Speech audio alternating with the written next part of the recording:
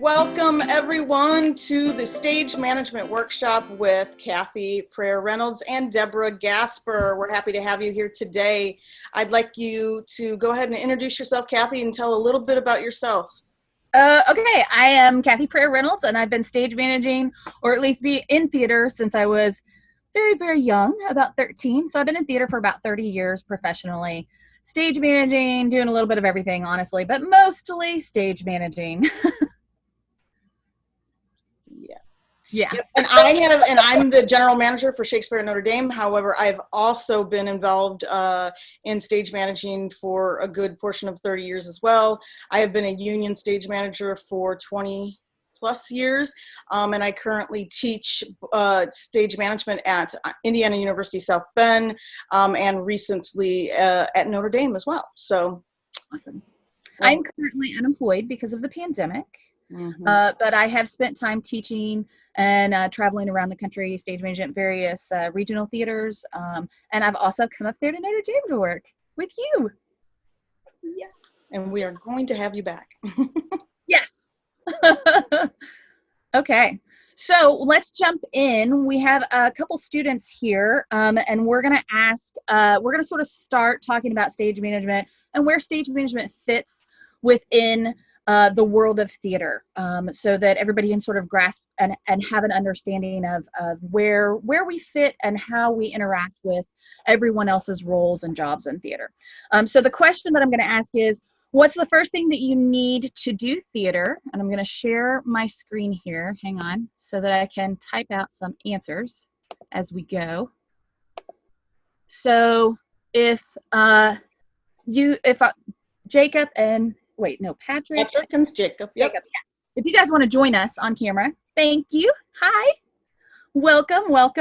So I'm going to ask you guys, what is the first thing that you think that we need to have in order to do theater? People. So an audience, right? That's a good one. That's not what I'm thinking of, but that's a good one. What else?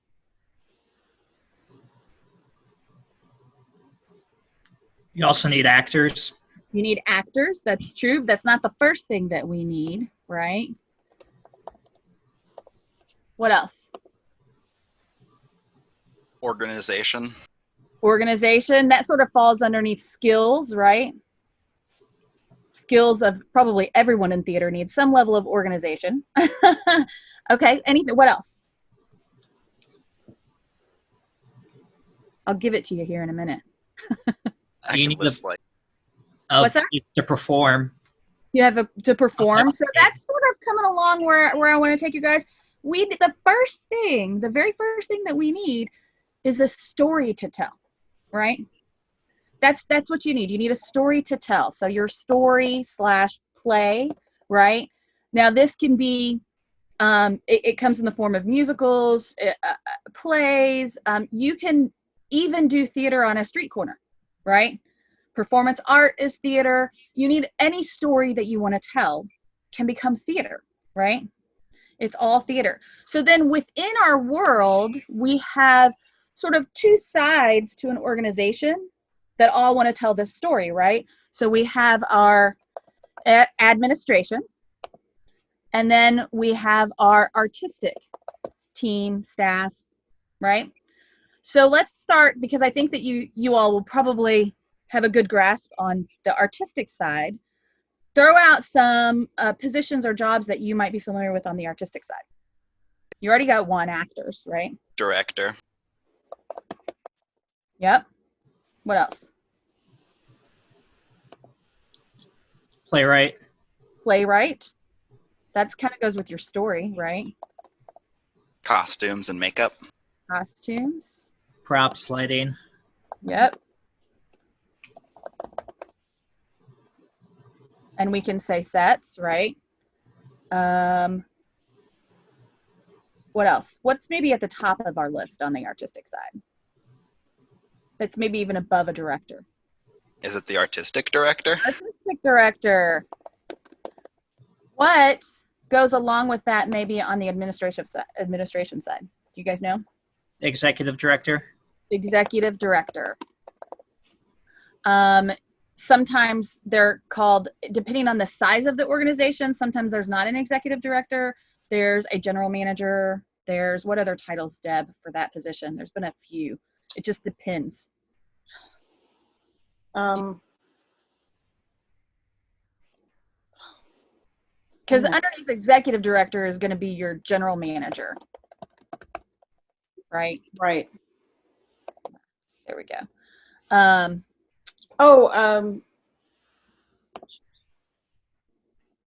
Jennifer Beilstein. What was her title? She was an executive director, wasn't she? What's that? Executive director. No. No? That was Jeff. Or no, Jeff was, sorry. Managing director. Thank you. Managing director. That's exactly what I was thinking of, managing director. It can also be this title over here, executive director, can also be managing director. Those are the same jobs, the same roles, right? Your artistic director can also have something called producing artistic director. Again, it's the same job. They're just a little further into the producing side of it, right? So what else? Let's see. We have director, actors, costumes, lighting, sound is another one over here. Sometimes you have a co-artistic director. Sometimes you have a co-artistic director. Mm-hmm. There's another role that sort of functions not on the same level as these two, but they're sort of in tandem, and they're part of a team, the executive director, artistic director. Does anybody kind of know what I'm hinting at? They are in charge of hiring a lot of the artistic side. No? The first thing that comes to mind is casting, but casting. That's a good one, though. That's a good one. There's roles that sort of bridge the two sides. Casting is kind of one of them because they function on the administrative side a lot. A lot of times organizations hire companies, outside companies, to do their casting. Deb, you were about ready to say it. Go ahead, throw it out there. I was trying to give them a little lead, but it's the production manager. Yes, production manager. It won't fit. So, production manager. So then you also have, who we haven't talked about, is the stage manager. Let me move this for a second.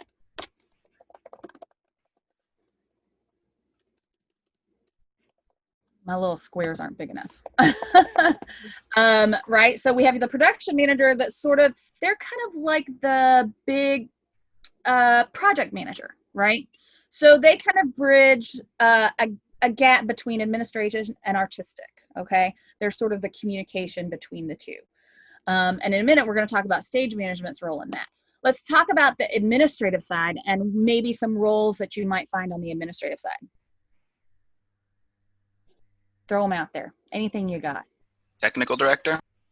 Technical director is going to actually be over here. All right.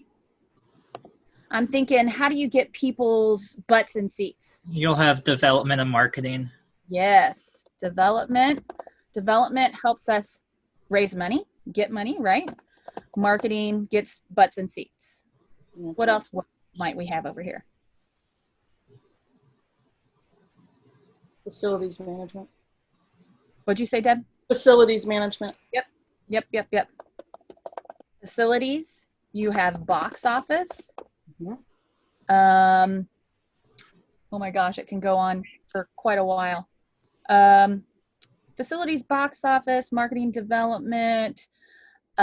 Sometimes you have literary departments that function on the administrative side, but I would actually put them here because they kind of straddle both worlds, right? Anything here in the middle kind of straddles both worlds. Let me bold our the main goal here. So I break it down this way to say the bottom line is that everybody that fulfills these roles that you see in front of you, and there's probably some that I'm missing, they are all there to help support and or tell whatever story the organization has decided to tell. And the reason why I think it's important to sort of look at this overall is to be able to remember what we're there for. We're there to tell a story. right? No matter what role you fulfill, you are there to tell a story, right?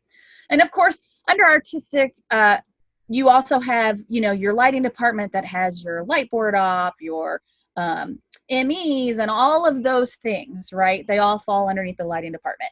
Each organization is as large or as small as they financially need to be, okay? And a lot of these roles in some smaller organizations are falling underneath only one person, like the development and marketing person might be the same person. Sometimes the production manager is also the set designer or the technical director.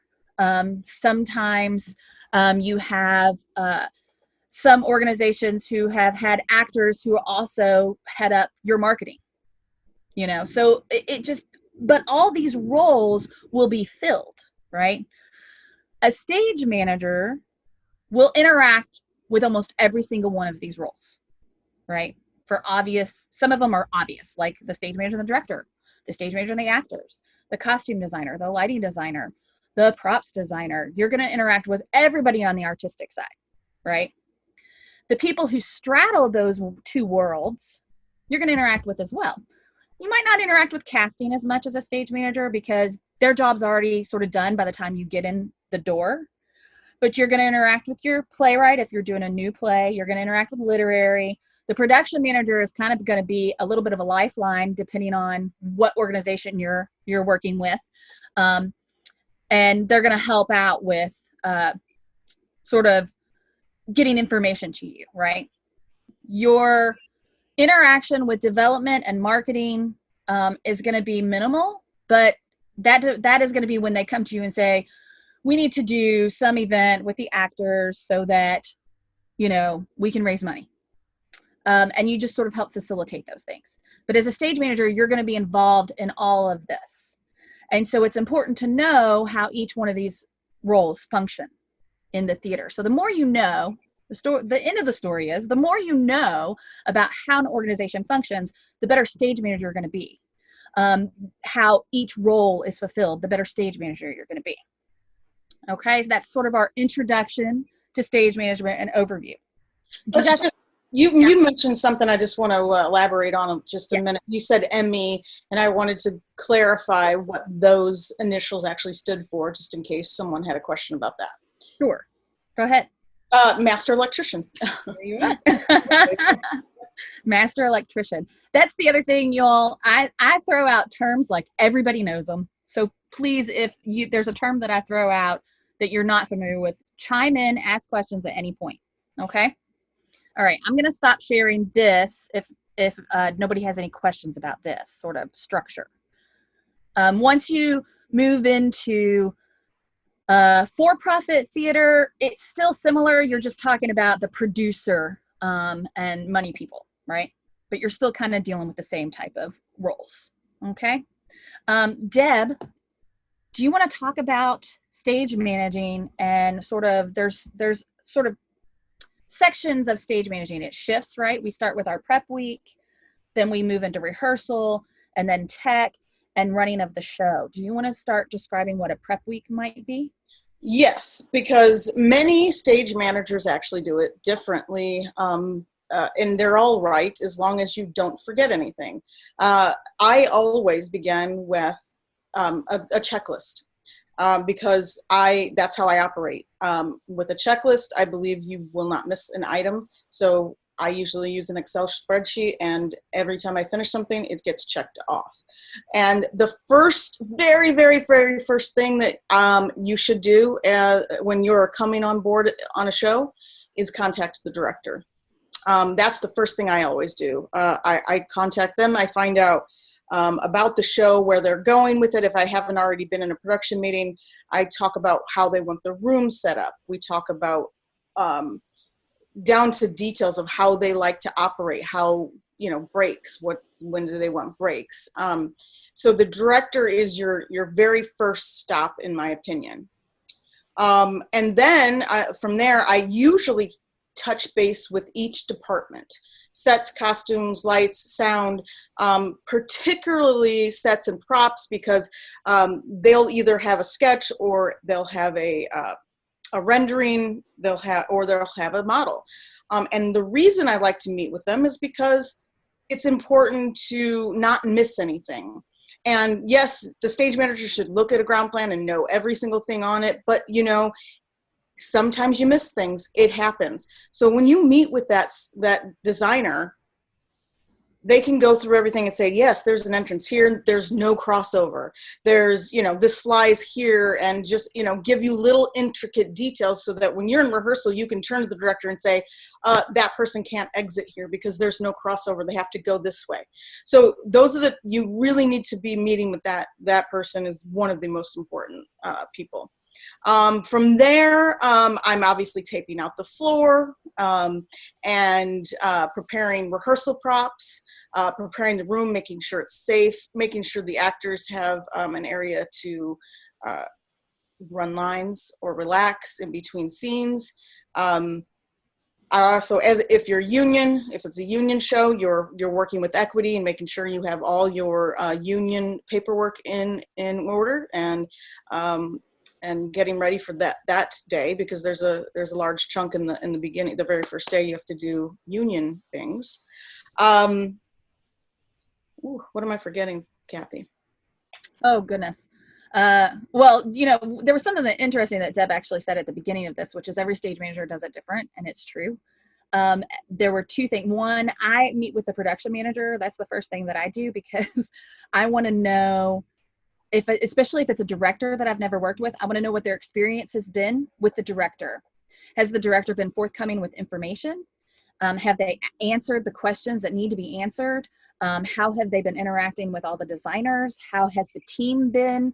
Because production managers, they're the ones that hire the team and sort of get all the ball rolling. So by the time we come in, there's a bunch of decisions that have already been made. And so when I meet with the production manager first, I'm trying to get a feel for the atmosphere and environment that I'm walking into regarding the communication style of the director, the communications that's been going on with the designers. And some production managers jump on board and they're like, oh yeah, this is the thing. Everything's been going great. They're really wonderful. Just make sure that you communicate. They won't answer their email. You need to make a phone call instead. That kind of thing, you know, so that I know when I'm contacting the director that I know exactly what I'm walking into. And then everything that Deb said about that is, yes, I ask all the questions that she said. What breaks, you know, typically, you know, by breaks, if you're doing a union show, you either take a 5-minute break every 55 minutes or a 10-minute break every hour and 20. Some directors prefer the 5-minute break. It's very rare. Most prefer the 10. And then sometimes you're doing a 6-hour day where you only take a 20-minute break. As far as lunch goes. If you're doing a full day, lunch can be an hour and a half, depending on how this gets into details, depending on how your cast goes. But during the other thing that Deb said was making the space safe, physically safe.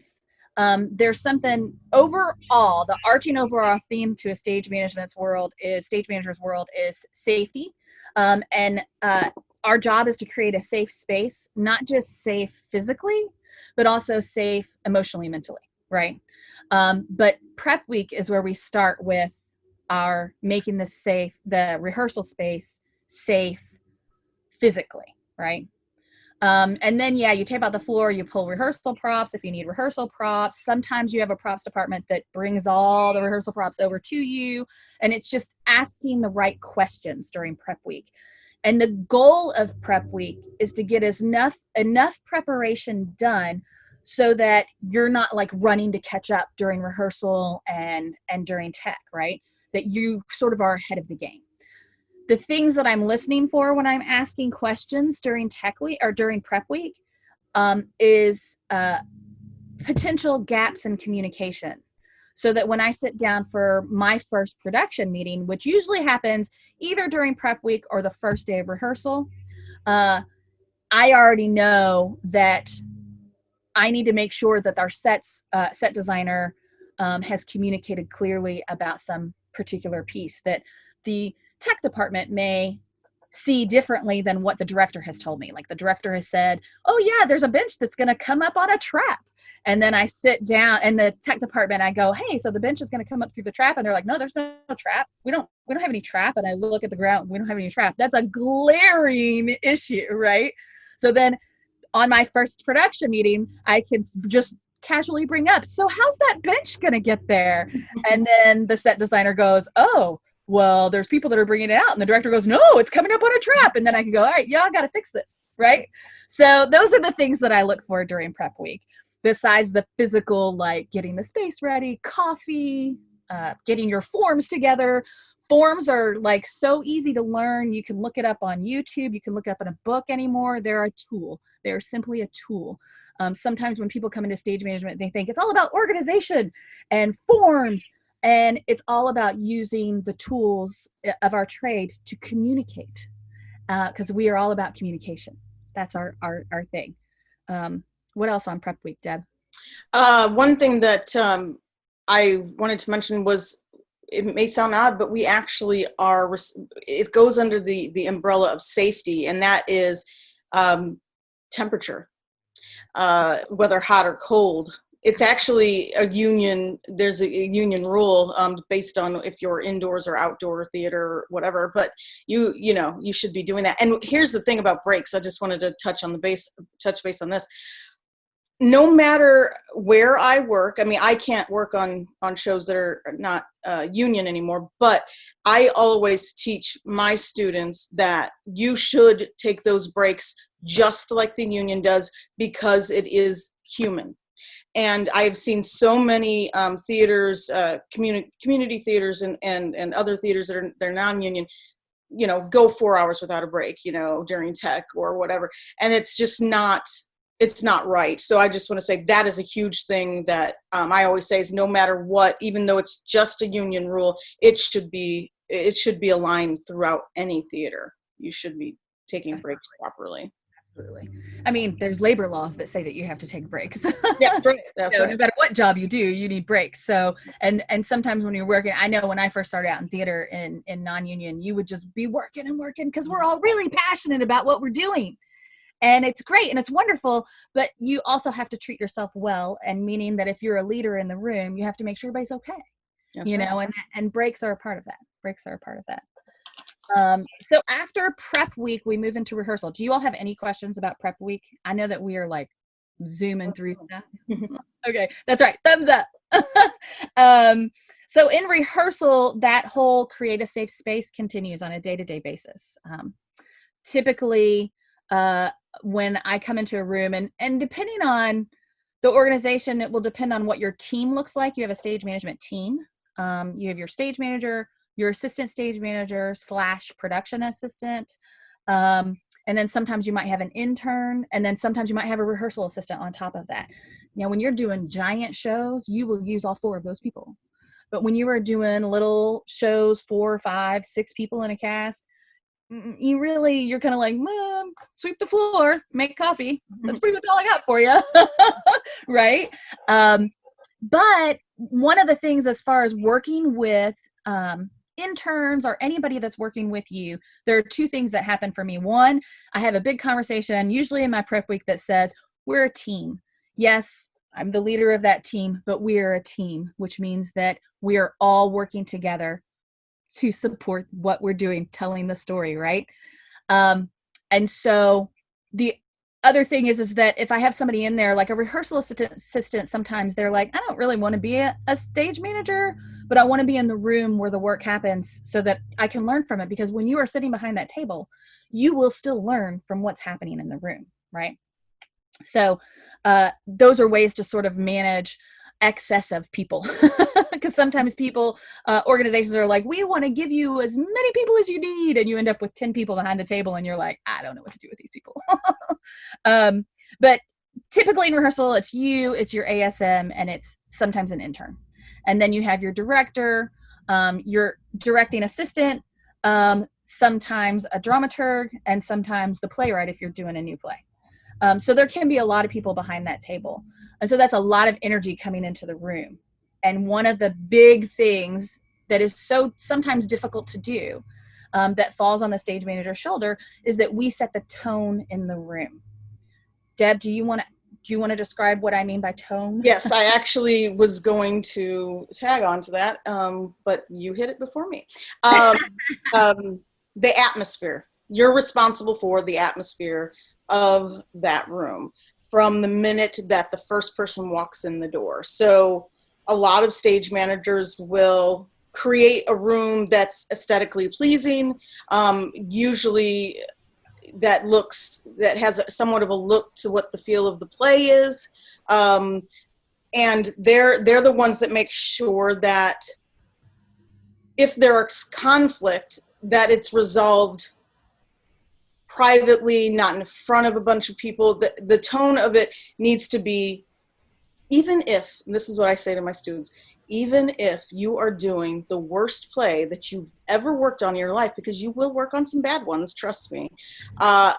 Even if you're working on the worst play you've thought, it should be the best. By the end of it, everyone should feel like it was the best play they've ever worked on. And that comes from the stage manager first and foremost, right? Because it's the process. It's the process. It's not it is the product, let's be honest. I mean, it is the story, it is the product. But when it comes down to creating that tone and that atmosphere, it is the stage manager who sets that tone. And the ASMs, and you have to make sure your ASMs are on board as well with that.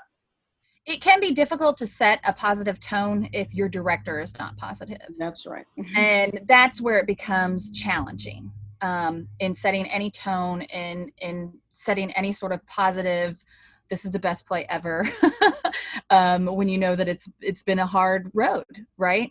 And that's when it becomes super, super challenging. Or if you have someone who may be going through a rough time and they're bringing it into the rehearsal room, that's hard too. That's challenging to counteract. So yes, we set the tone. It does rely on other people to help us, but we're sort of the head of that. We're the leadership in that. And so it can be as simple as when everybody arrives, you're like, hey, how's it going? See, I got a smile on my face. Life is good. It could be as simple as that will change the direction of your room. If everybody gets there and you're like stressed out and you're like, oh my gosh, I've got so much to do. Everybody's going to be like, exactly. Everybody's going to be like, oh my gosh, what is this that I walked into? And they're not going to feel safe. They're not going to feel comfortable. And they're not going to feel like they can leave their heart on the floor in the rehearsal. Right. Sure. And so that's also plays into tone. And when you have a good relationship with your director, and your director understands that stage managers are there to be part of the team. We're not just there as administrative assistants, which is there's nothing wrong with administrative assistants, or just your secretary to take notes and your blocking. We're not there just for that. We're there to be a part of the team. We're there to help create an atmosphere where everybody can truly, truly bring their heart and soul into everything that they do. We're there to help facilitate all of that. When a director looks at us and sort of puts us into this box that doesn't allow us to do our job, and that box may be, you take blocking and you say go, and that's all you do. Stay out of my business. Type up the schedule as I tell you to type it up, and that is all we're going to do. That makes it, not fun for a stage manager. And it makes it very difficult for us to help set the tone in the room, to help keep us on any sort of trajectory that's positive and all of those things, right? And I know Deb and I both have been in those positions. And so it's important to start off on the right foot with your director. And that's why I ask all the questions that I ask about if I'm working with a new director. I want to know a little bit about how the interaction has gone with everybody at the organization and how everybody feels about the director. And then I take all of it sort of with a grain of salt, but back here in the back of my head so that I know on that first day sort of what I'm looking for red flags wise that I might have to head off to keep us positive, to keep us working hard, to keep us being able to leave our heart and soul out in that room on the rehearsal floor, right? And so that's really where rehearsals become challenging. The basic sort of thing that you're doing in rehearsal, you're taking blocking, you're making sure that communication is still happening between the director and all of the technical team, the design team, and still sort of looking for anything that may have fallen off the plate, right?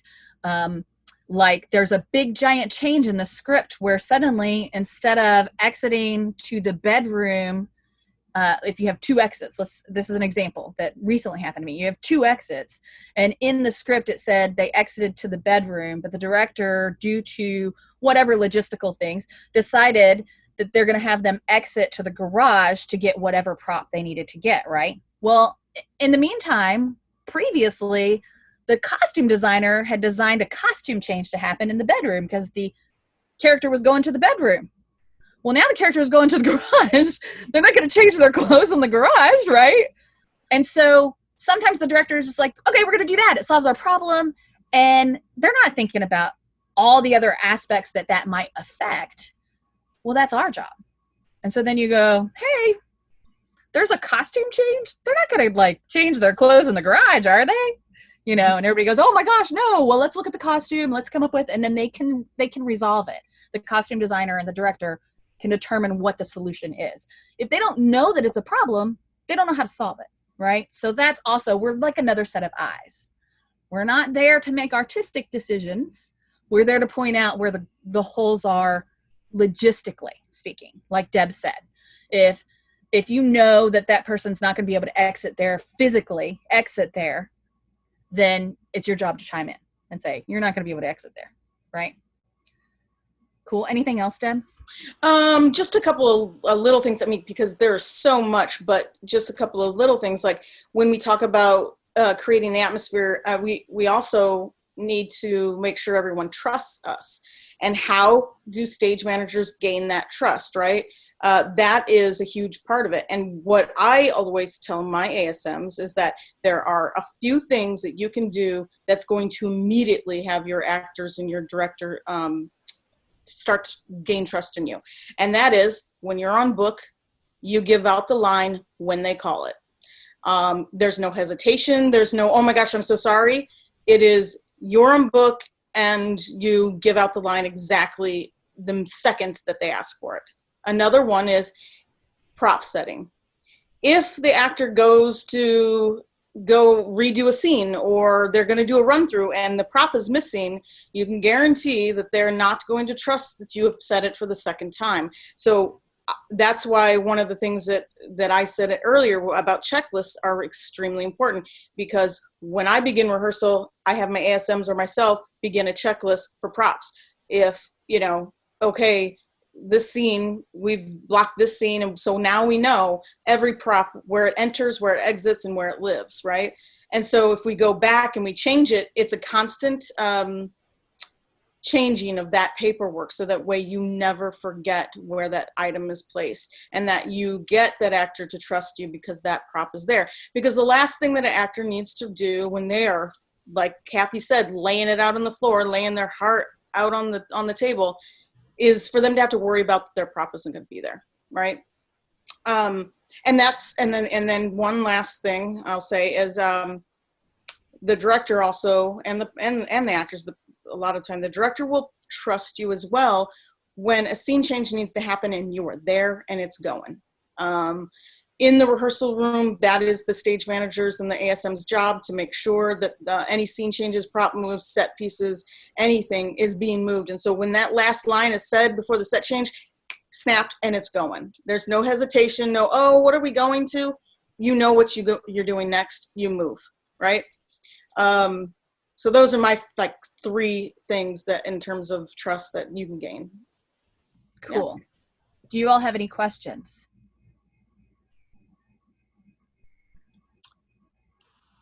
No? Thumbs up. Yeah. I have one.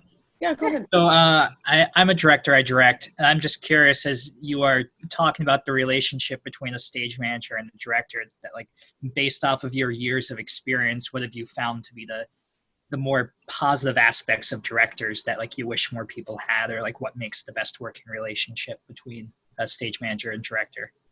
Nice question. That is a great question. Do you want to go first, Deb? No.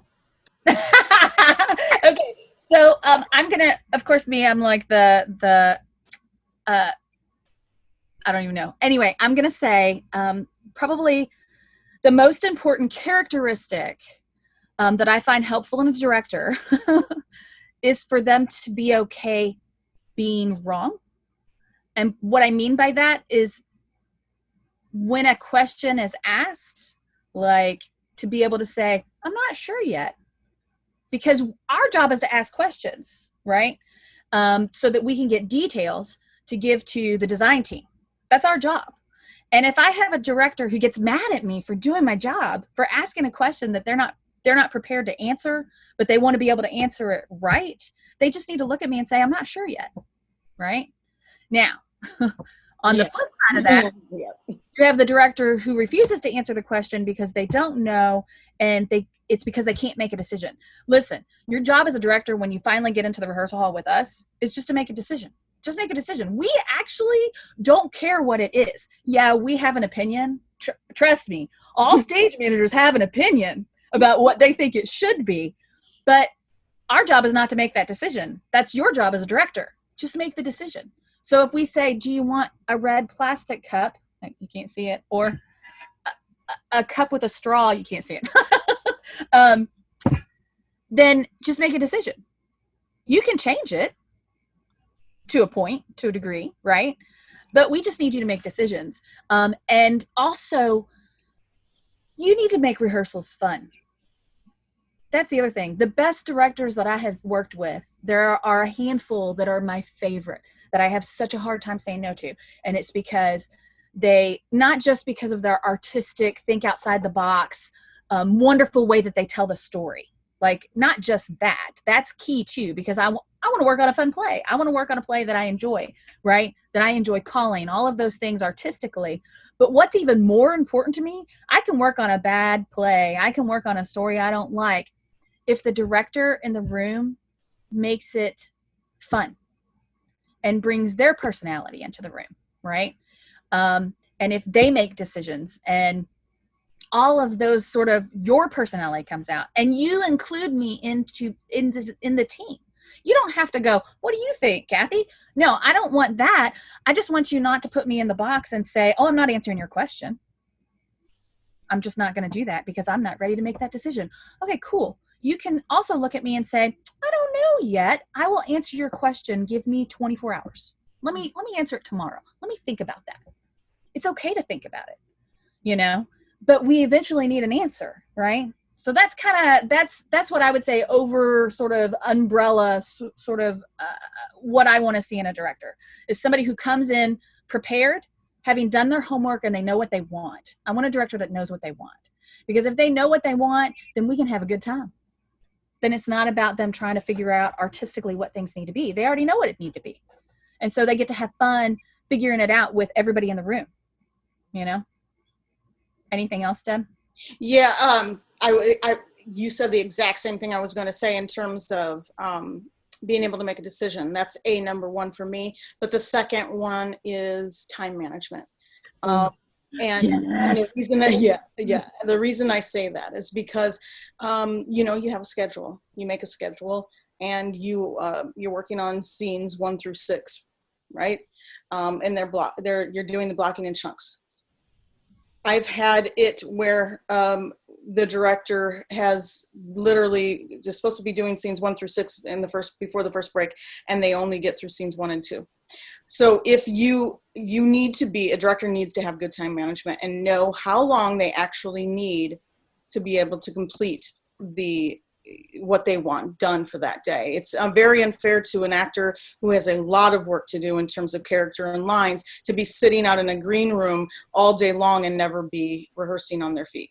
They could be at home doing lines and doing things like that. So time management, that's what I say. Yeah. And I don't have a problem with like my favorite directors are the one that do time management and they can do it on their own.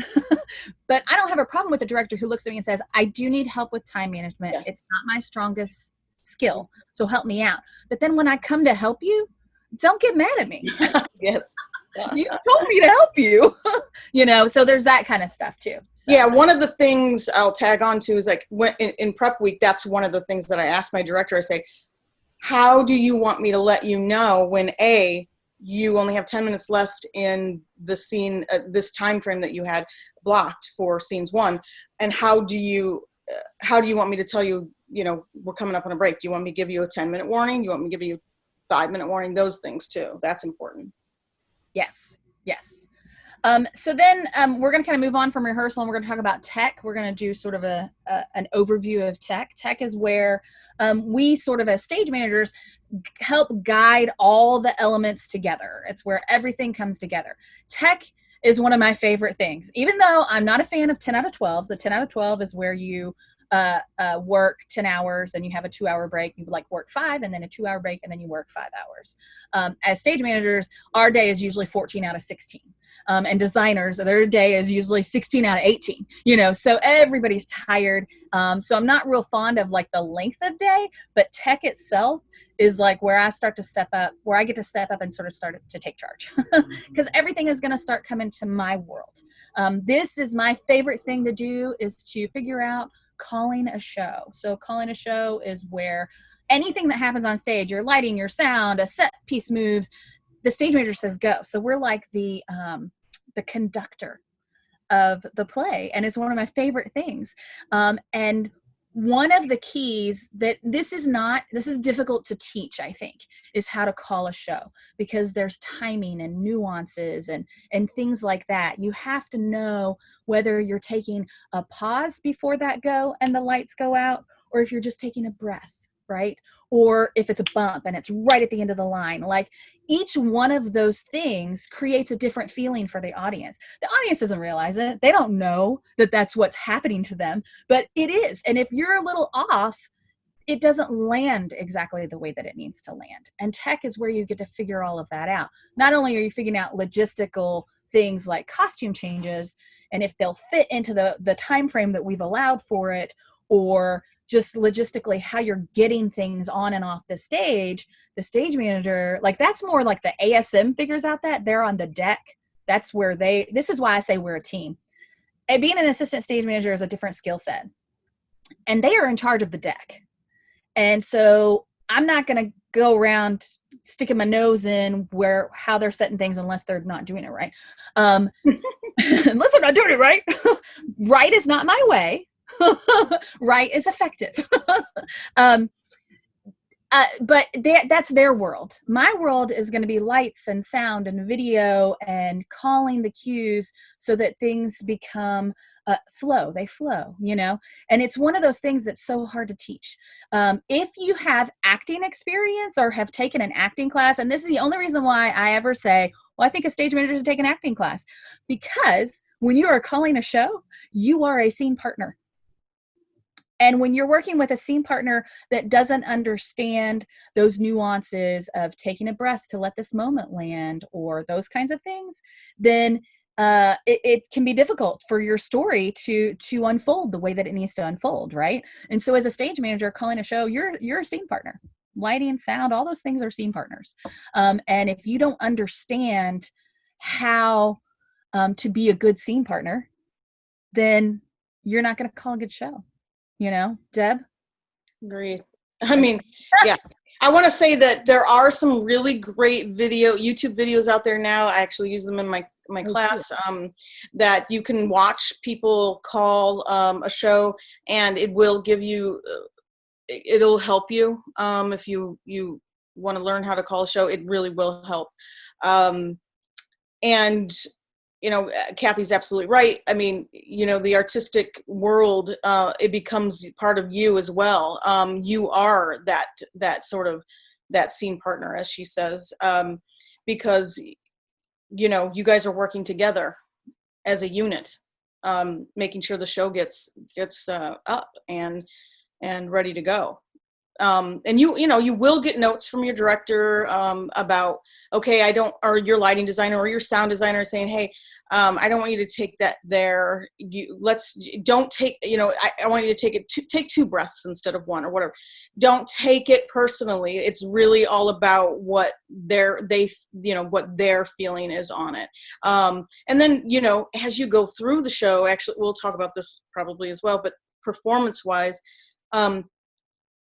just like the actors are getting used to the show and getting into a groove, the stage manager gets into the groove too. And while they don't change things, there is a level of molding that happens.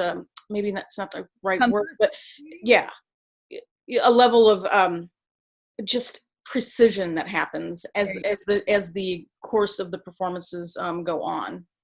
Yes, I agree with that. There was something that you said that I think is important to highlight. You said take the note, right? That you're going to get notes during tech from your designers and the director. And if you've ever been in a rehearsal room where you've watched an actor struggle to take a note because of whatever reason, I've also watched stage managers struggle to take notes. Mm-hmm. And so it's important to know how to take a note. And you take a note by going, okay, I'll do my best. Yes, I got you. Write it down, make the adjustment, right? It's not, oh, but I thought it was, oh, but if I do it this way, right? And I have been in a tech rehearsal where I have taken my note and I have done it knowing that it's not right. And then the director going, and I've looked at them and I've said, can I do it my way? Just once. Just let me do it my way one time because I really understand what you want. And they go, okay, fine. And then I nail it and they go, oh yeah, that's exactly what I wanted.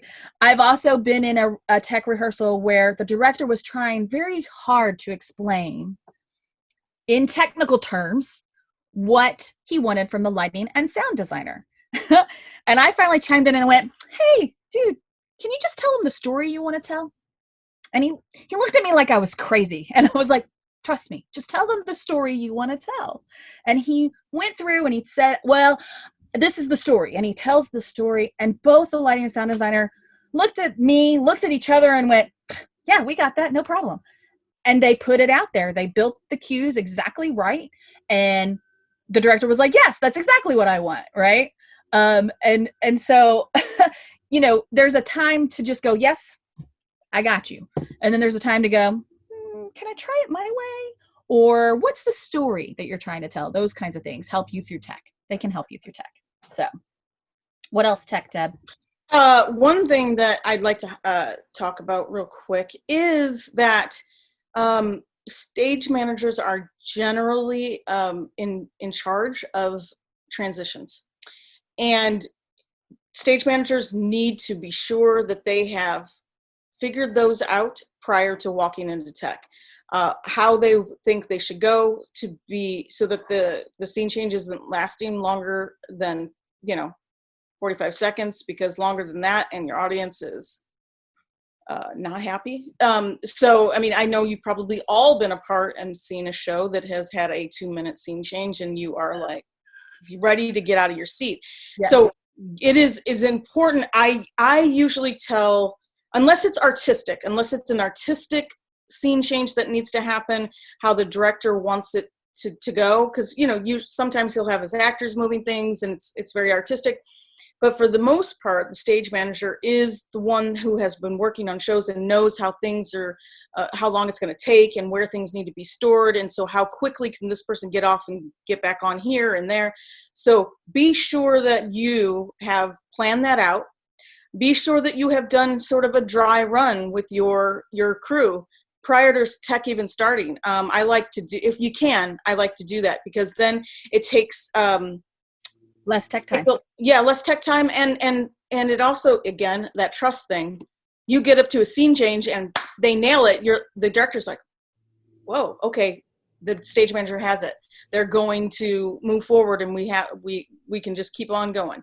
Or obviously with scene changes, they tweak it here and there as you go on. You have to do it several times, especially the beginnings and the ends of the show. But stage manager should always be, I think, in charge of those transitions, again, unless it's artistic. Yeah. And I've been in situations where I've actually looked at the director and said, listen, I think that because they're like, I don't know what to do with the scene changes. I don't like scene changes. And so I encourage them to tell a story with the scene changes. And I'll say, hey, I'll assign the people and assign what needs to happen where. You figure out how to tell the story. And that's a great sort of teamwork that you can do. Some directors, you feel your director out if they want that kind of thing. Some of them are like, no, I got this. And you're like, okay, go for it. Right. Have fun. And then you're prepared with your version, because you're going to get into tech and you're going to need it. Yep. Exactly. Yep. Does anyone have any questions about tech? Yes, go ahead, Jacob.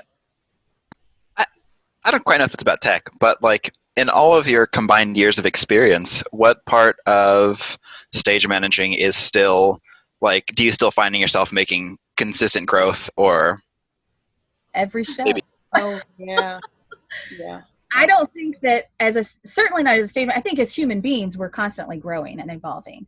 And as a stage manager, every show I learn something new about myself, about about stage managing, about how to manage. Like, I mean, we're in the middle of a global pandemic. I've never handled that before. And I just opened a show and everything got shut down. And that was new for me, you know.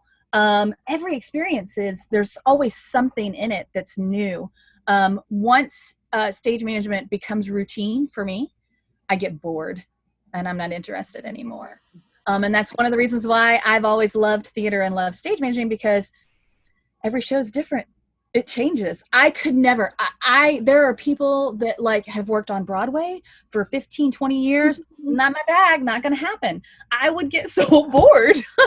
And I just can't imagine it, you know, and people who go out on tour for a year or 3 years or however long, doing the same show, calling the same show, routine is what kind of creates boredom in me. So for me, every show is different, and I'm constantly looking for ways to grow and evolve. New technology enters our world on a regular basis, and depending on which theater you're working with will depend on whether or not they have that new top technology. And so that changes too. Like suddenly there's young stage managers who are putting their scripts on iPads. And the first time I heard of this, I was like, what? That terrifies me. You don't have a backup. What happens if it gets stolen or it dies or whatever, you know? And then I sort of dove into that and was like, what does this mean? I want to know more. I'm interested. I don't do that. But I found it fascinating that there's like always new ways and new things, you know. Deb and I I remember, Deb, I don't know if you do. I remember when we didn't type our notes up and email them out. We hand wrote them out and faxed them. Faxing was like the best thing ever. Like that's when I started, you know, and then you put hard copies in everybody's email or everybody's mailbox, like, right? Now you don't do hard copy anything, which is terrifying to me. So like you are constantly evolving and it's always new. It's always new. There are some things that are routine, like, you know, you're going to have a prep, you know, you're going to be in rehearsal, you know, you're going to tech, you know, those things, those things are all that sort of structure is still the same. It's going to be the same no matter where you are. But within that, it's always a little different. There's new people, it's a new story to tell, you know, and so I'm always growing from that. I recently had a conversation with a fellow. I homeschool my kids, and we were talking about different things, and she brought up the French Revolution, and I look at my kid, I'm like, that's Les Mis, you know, and then brought up something, I'm like, that's Hamilton, and she's like, man, you have something from theater for everything I talk about, and I'm like, yes, I do, and that's how I learned so much about our world. It's great. So anyway, Deb? One of the things that I found as I grew through the years as a stage manager is confidence. Because, you know, when you're first starting out, a lot of times you don't feel confident enough to tell, you know, the director when they need to be doing something different or not speaking to someone in that way, or, you know, just whatever. The fact of the matter is, as you grow as a stage manager, as you grow in life, you gain more confidence, especially the more shows you do. And I feel like that's the biggest thing for me in both stage management and life and teaching. The more I do it, the more confidence I gain. So yeah, that's me. True. So then sort of the last thing that we deal with is the running of a show. And that's where maintenance comes in. When you're on a super long run, you are going to be giving notes to people because, as Deb said, yes, things get precise. However, things also can get comfortable. And it's our job to be the eyes for the show, and to say, no, you're sort of going off the rails on the story that we're trying to tell, bring it back. I did a show where I had to give, and it was a long running show, where at the end you're supposed to really feel something for the character, and the actors started to get very angry in it, to a point where it felt combative instead of drawing us in. And so I was like, you need to tone down the anger just a little bit, those kinds of notes. Sometimes it's logistical notes. It's blocking, staging. Your staging is off, Now, if a director didn't do a good job, it's going to be very difficult to maintain the show, in that if the director never really nailed anything down, and the actors get out there and you're 2 weeks into the run and suddenly they've shifted their staging a little bit, you're like, I don't know if that's what it's supposed to be, because it's never been consistent. So this is what they're finally landing on. Okay, cool, works for me, And the problem comes where maybe the other actor on stage was like, that's not what we decided on, and then I get pulled into it and I'm like, actually, nothing was decided on, So let's have that conversation, like this is where a director knowing exactly what they're doing and exactly what they want is helpful sort of on the back end for us as stage managers, because if they leave a show that is a mess, that unravels quickly, that they never really set things, they never really got into the hard conversations about a character with an actor that maybe wasn't getting it, and so the director just kind of went, whatever, that's fine, it's us. We're stuck with it, and we're not there to redirect shows. We're not there to do any of that. We're there to maintain what the director puts out there, right? But if it's not a solid product, it's very difficult to maintain, right? The shows that are solid, I hardly have to give any notes. The shows that the director did their job, they were thorough, they came in with their homework, they knew exactly what they wanted. Those were the shows that, like, I get to sit back and call it and have fun and really enjoy the running of the show, because the actors and they feel confident, If you have actors who don't feel confident in what they're doing, then they turn on each other, and then they turn on you. And then you've got actors coming to you saying, it becomes squabbly, like you're dealing with truly dealing with children. And it's not that I'm saying that these actors are children. They're not. They're just not confident in what they're doing. And it's a director's job to make sure that we rehearse everything that needs to be rehearsed so that they're confident in what they're doing. Any human being that's not confident in what they're doing is going to start to unravel, because they're not comfortable. They're not confident. Anybody in any role is going to feel that way. But our job is to maintain whatever the director has given us, even if it's not a good product. And to tag on to that, as you gave an example, not only do we need to make sure that that the actors are safe, they're in this safety bubble, but we also need to protect them. And the reason I say that is because you will find yourself in a situation where maybe the director comes back to see a performance, and all of a sudden they decide to give a note to an actor that contradicts what was originally placed in the show. I say this, I had this happen. The actor came to me for guidance. We had, I think, 3 or 4 shows left, and I said, and being that I had hit the confidence level, and also the fact that it was not right, I said, no, you need to stay with what was originally directed. Even though this is the director, you cannot be asked to change your character this far in. It's not fair to you, and this is how it is. So you have to have the confidence to protect the actors as well. Mm-hmm. Yeah. The staging example I gave, we had 1 show left when an actor came to me and to talk to me about it. And I was like, no, we've got 1 show left. Anyway. Does anyone have any questions about do you have anything? Sorry. No. Question. Okay. Tech questions? Running of show questions? Okay. I think if I were to wrap up sort of a thing that anybody would need to focus on if they wanted to be a stage manager or a director, really anybody in theater, is to focus on leadership skills. how to be a leader in the room, knowing when to lead and when not to lead, those things. Very good. Yeah. That's very good. Let me see.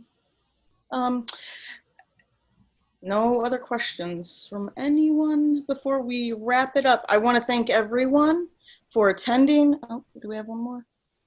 Oh, one question actually just came in. Archiving. The question is, how do you archive and what do you do post-show? Let's talk about that for a couple minutes. Okay. Archiving typically, most theaters do it now. And it used to be you'd have to like, oh, as far as preserving our work. Gotcha. Yeah. Sorry. So I put together, typically when I do scripts, I have two scripts. I have a staging script, and then I have a calling script, and I keep them separate so that everything's very clear, so that if I were hit by the bus, that's the hit by the bus rule, anybody could come in and take over the show, no matter what point we are at in this process that we've just described. And so we always sort of we have kept all of our paperwork, all of our notes, the ground plan, everything. And I usually take all of that and I package it into a folder, and it is turned into the organization so that they have it for their records. And that's pretty much how I archive sort of my show. And also it depends on what the organization wants. Some organizations are like, no, I don't need your script, I'm good. And then I take it home with me and I have it. And I have a few of them and I use them when I teach. But most organizations want it so that if they were to remount it, especially if you're doing a show year after year, Christmas Carol, most organizations do Christmas Carol year after year after year. So you have to have impeccable paperwork so that the next year, let's say I decide I don't want to do Christmas Carol. I want to go off and hang out with my family for the Christmas this time. And Deb takes it over. She has to know what decisions were made, why they were made, so that you can continue to grow the show, right? And so that's sort of the purpose in archiving, right? Deb, do you want to add anything to that? Yeah, there's another thing. If you're doing a co-production or if the show is moving on, your paperwork also needs to be, it should be impeccable anyway, but if that's moving on, that paperwork goes with the show. If the stage manager is not going with it, it needs to go to the next stage manager, and therefore, when they're handed over this show, they need to be able to mount it very quickly, because usually a production co-pro has not, they don't have a long rehearsal period of time when they're at their next venue. So those, the props presets and everything like that are ready to go. So your paperwork, again, has to be archived impeccably and moves on with the show. I will say one thing also, if you're going to stage manage, and generally speaking, as Kathy said, the organization will hold on to your script, make a copy, because I'm telling you, I've kind of kicked myself a few times because there are several examples that I would love to have with me to show to my students, and I just don't have it. I'm not able to get it. It's with the organization, or it might even have gone to Actors Equity. Who knows? Because sometimes they can request that as well, if it's a union show. So I would say make sure you make a copy if you'd like to, but if it's a union show, be careful. You're not really supposed to be doing that. But again, as a teaching tool, they will not have a problem with it, I'm sure. Anyway. So, any other questions before we move on? Can I add something to your Yes, please do. You brought that up. I just want to say it is easier to be on the front end of a co-pro and sending it out than it is receiving it, only because of what Deb brought up, trust. So if you're receiving a co-pro, that company has already bonded, they've already been through a lot, they've already put this show up, and they're coming to a new location. And they're sort of coming in guarded because they don't know exactly what's going to happen and how they're going to be treated, right? And so it's harder to sort of get that trust as a stage manager, because a stage manager doesn't go with the show with the co-pro. It's a new stage manager. And so it's just harder to earn that trust. Yeah. So it's better to be on the front end. I've been on both sides, and it is very difficult to receive. Very hard. Anyway, Any other questions? All good? Okay. Well, thank you, everyone. Thank you, Kathy, for all of your expertise and giving us an overview of stage management. We really appreciate it. And stay tuned. Next week, Tuesday the 14th, we have the Scotty and Cheryl show. They will be doing performances for an hour next week at 7 p.m. That's Tuesday the 14th. And then on Thursday the 16th, we will be bringing in someone to teach professional acting in Chicago. So that'll be interesting as well. So we look forward to having you, and thank you again. And please feel free, if you have any other questions, feel free to get in contact with us. Thanks so much, everyone. Thank you.